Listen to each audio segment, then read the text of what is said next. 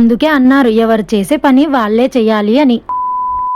అమ్మాయిలు ఖచ్చితంగా తినాల్సిన ఇంకా నాకెంతో ఇష్టమైన సున్నుండల్ని ఈరోజు నేనే చేద్దామని ఫిక్స్ అయిపోయాను. ఎప్పుడూ నాన్న చేస్తుంటే హెల్ప్ చేసేదాన్ని. ఫర్ ద ఫస్ట్ టైం నేను చేస్తున్నాను. వీటి కోసం మినపగుండ్లు, చాయ పెసరపప్పు, బెల్లం, ఇలాచి ఇంకా నెయ్యి కావాలి. నేను ఇక్కడ నెయ్యి చూపించడం మర్చిపోయాను. నాన్న ఓన్లీ మినపప్పుతో చేస్తారు, నేను ఇక్కడ పెసరపప్పు యాడ్ చేశాను. ఎందుకంటే ఇవి రెండు కలిపి తినడం వల్ల బోన్ పవర్ పెరుగుతుంది. అసలే మనకి ఇది అది అని కాకుండా అన్ని డెఫిషియన్సీస్ ఉన్నాయన్నమాట. అప్పుడు ఇలా హెల్దీ ఐటమ్స్ తీసుకోకపోతే నాకు 30 వచ్చేసరికి 60 ఏజ్ లో ఉన్నట్టు ఉంటుంది నా బోన్ స్ట్రెంత్. ఇవి ప్రిపేర్ చేసుకోవడం కూడా చాలా ఈజీ. మినపగుండ్లు ఇంకా పెసరపప్పు విడివిడిగా లో ఫ్లేమ్ లో కలర్ చేంజ్ అయ్యే వరకు వేపుకోవాలి. కరెక్ట్ గా వేగాయో లేదో చెక్ చేసుకోవడం కోసం నమిలి చూడండి, అవి కరకరలాడాలి. ఇంకా వేయించుకున్నవి చల్లారాక మెత్తగా గ్రైండ్ చేసి పెట్టుకోవాలి. గ్రైండ్ చేసేప్పుడు ఇలాచి వేసుకోవడం మర్చిపో. గ్రైండ్ చేసిన పౌడర్ ని తరిగి పెట్టుకున్న బెల్లం ని కొద్ది కొద్దిగా వేసుకొని మళ్ళీ ఒకసారి మిక్సీ పట్టుకొని అందులో నెయ్యి వేసుకొని లడ్డూలు చేసుకోవడమే. నెయ్యి చల్లారే లోపే లడ్డూలు చేసుకోండి, లేదంటే లడ్డూలు చేయడం కష్టమైపోతుంది. అసలే ఎక్స్పీరియన్స్ తో చెప్తున్నా. లడ్డూలు చేయడం రాని వాళ్ళు వచ్చిన వాళ్ళ హెల్ప్ తీసుకోండి, లేదంటే నాలాగా ఇబ్బంది పడతారు. లడ్డూలే కదా చేసేద్దాం అనుకున్నాను, కానీ చేశాక కానీ తెలియలేదు అది చేయడం కూడా తెలియాలని చెప్పి.